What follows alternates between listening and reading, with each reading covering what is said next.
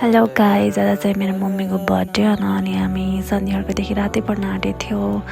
अनि हामी मम्मीको लागि सरप्राइज लिएर घर जाँदैछौँ अनि भाइ र म बाहिर घर जाँदै गरेको। मम्मीलाई घरमा थाहै छैन होइन। अनि म मेलामा गएको, मेला हेर्न गएको थिएँ नि त। अनि आउँदा आउँदा ढिला भइसकेको थियो।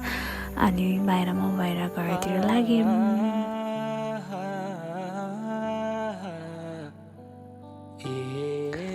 घर जाँदा जाँदै रात परिसक्यो होइन। यो चाहिँ हजुरलाई थाहै छ, पोखरा भन्छन्, हामी पोखरानिर पुग्यौँ। अनि पोखरा पुगेपछि फेरि त्यहाँबाट पारिपट्टि लाइटबाट देखिएको गाउँ चाहिँ हाम्रो गाउँ, हामी त्यहाँ पुग्नु थियो। अनि गयौँ। आज सरस्वती पूजा नि हो नि, सो घर जाँदा जाँदा लेट भयो। अनि मम्मीलाई अलिकति पनि थाहा थिएन। अनि हामी त्यसै गरेर हामी चाहिँ घर पुग्यौँ। अनि पुगेर मम्मीले काम गर्दै हुनुहुन्थ्यो। अनि मम्मीले सरप्राइज दिएको, त्यही नै हो साथीहरू। महर छु मेरो जुन तिम्रो नजरको।